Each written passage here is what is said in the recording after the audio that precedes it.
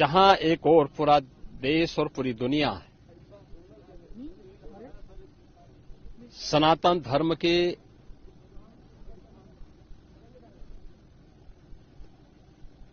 इस सबसे बड़े आयोजन का साक्षी बनकर के गौरव की अनुभूति कर रहा है, प्रफुल्लित है, वहीं दूसरी ओर सनातन धर्म के खिलाफ सपारी लेकर के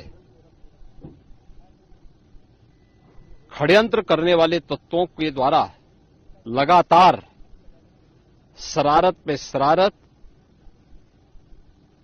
करते हुए झूठ के और असत्य के नित नए प्रतिमान भी गढ़े जा रहे हैं।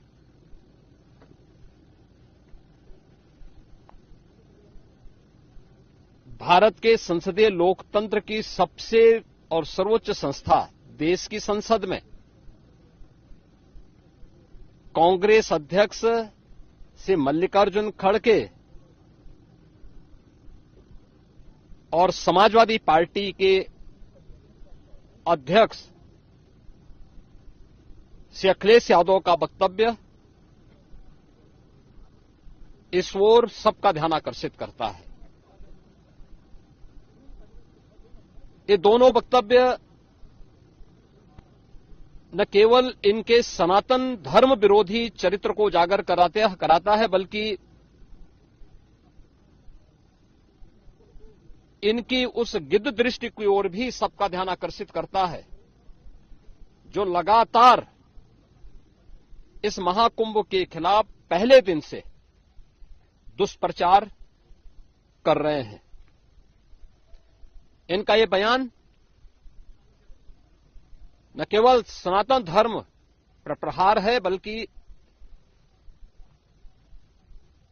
निंदनीय भी है और शर्मनाक भी। कांग्रेस अध्यक्ष का यह कहना कि प्रयागराज कुंभ में मौनी अमावस्या के दिन हजारों लोग मर गए, हमें अफसोस होता है। एक इतना वरिष्ठ नेता,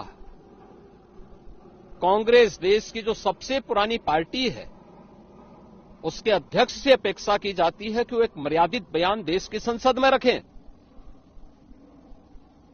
और इतना गुमराह करने वाला बयान, झूठ पे झूठ,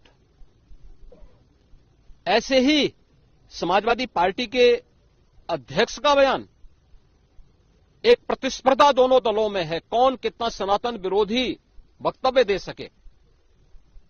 ये कहना कि कोई आंकड़े नहीं दिए गए,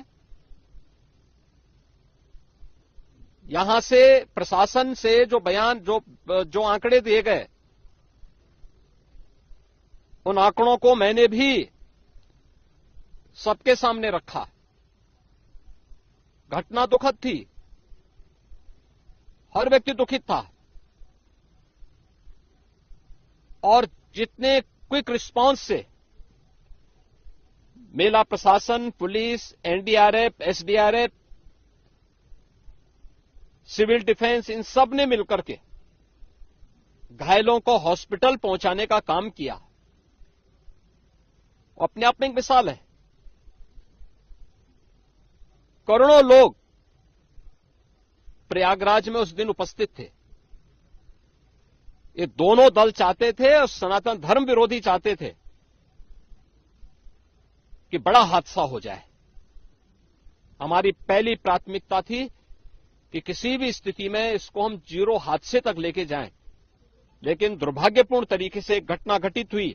लेकिन जितने क्विक रिस्पांस से प्रशासन ने और सभी संबंधित संस्थाओं ने कार्य लेकर के उन्हें हॉस्पिटलाइज किया, उसमें कुछ लोग उस हादसे के शिकार हुए, वह दुखद है। उन सभी परिवारों के प्रति हम लोगों ने अपनी संवेदना भी व्यक्त की और उसके लिए कुछ आर्थिक मुआवजा भी घोषित किया।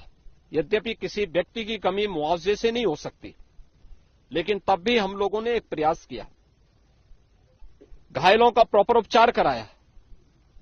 वे सभी घायल आज भी कुछ प्रयागराज मेडिकल कॉलेज में हैं, बाकी अपने परिवार के सदस्यों के साथ चले गए हैं मैंने भी, मेरे साथ मेरे मंत्रियों ने भी, प्रशासन ने भी, प्रदेश के मुख्य सचिव ने भी, प्रदेश के डीजीपी ने भी उन सभी लोगों से मुलाकात की थी। और मैं तो देखकर बहुत चौंक था कि जो लोग प्रयागराज मेडिकल कॉलेज में भर्ती थे, जब मेरी उनसे बातचीत हो रही थी, तो उनमें से सभी लोग ये कहा, उनके द्वारा कहा जा रहा, साहब व्यवस्था में खामी नहीं, लेकिन हमारी किस्मत है या फिर ऐसी स्थिति पैदा हुई। और उनके सभी पहलुओं को लेकर के सरकार भी जांच करा रही है और उसके लिए एक न्यायिक कमीशन भी हमने तत्काल गठित किया। लेकिन हमारी पहली प्राथमिकता थी कि जो ये लगभग 8 से 9 करोड़ लोग प्रयागराज में उपस्थित हैं, इन्हें सुरक्षित उनके घरों के लिए वापस भेजना। इन दोनों दलों और सनातन धर्म विरोधी उन सभी लोगों के वक्तव्य, जो लोग ये गुमराह करने वाले वक्तव्य दे रहे हैं कि लाखों लोगों ने स्नान नहीं किया, सरासर गुमराह करने वाला है। ये वक्तव्य देना कि कोई अमृत स्नान या साय स्नान नहीं हुआ, ये भी गुमराह करने वाला वक्तव्य है और सनातन धर्म की अवमानना ही नहीं, बदनाम करने की साजिश का एक हिस्सा है। कोई परंपरा बाधित नहीं हुई। मौनी अमावस्या का स्नान पहले दिन सायंकाल 7:30 बजे से प्रारंभ हो गया था और अगले दिन पूरे दिन भर देर सायंकाल तक मौनी अमावस्या का मुहूर्त था।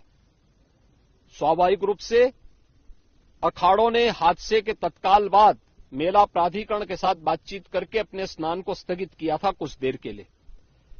और फिर जब मेरी उनसे बातचीत हुई दोपहर के बाद, सभी अखाड़े और पूज्य संतजन,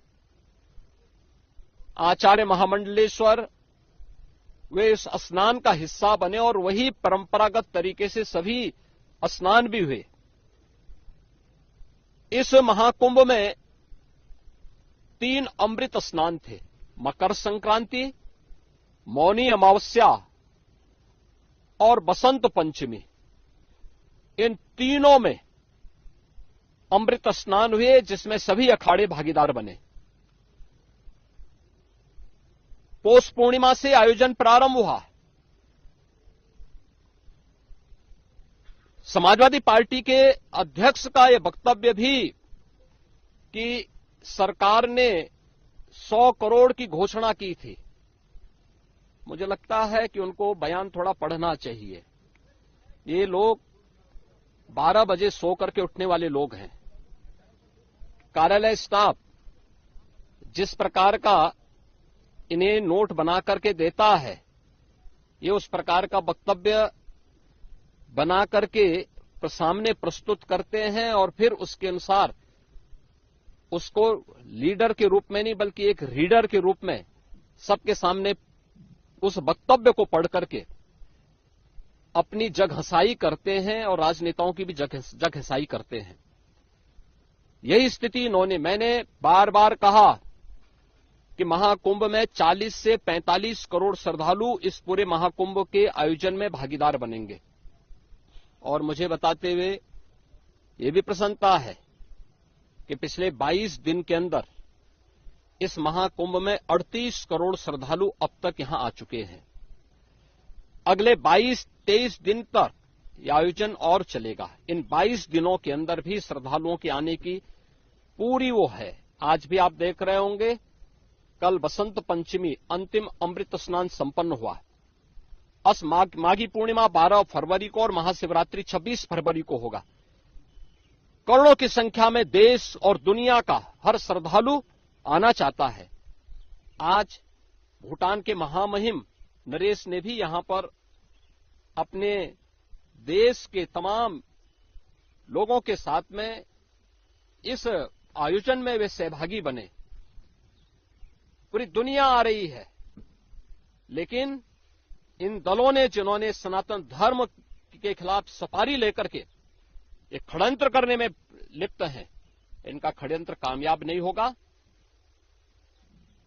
29 जनवरी के हादसे की तह में हम लोग जाएंगे, षड्यंत्रकारियों को बेनकाब करेंगे और उन्हें सजा कैसे दिलाई जाती है यह आपने उत्तर प्रदेश के अंदर पिछले 8 वर्ष के अंदर देखा होगा, आगे भी आप इसको देखते रहिए।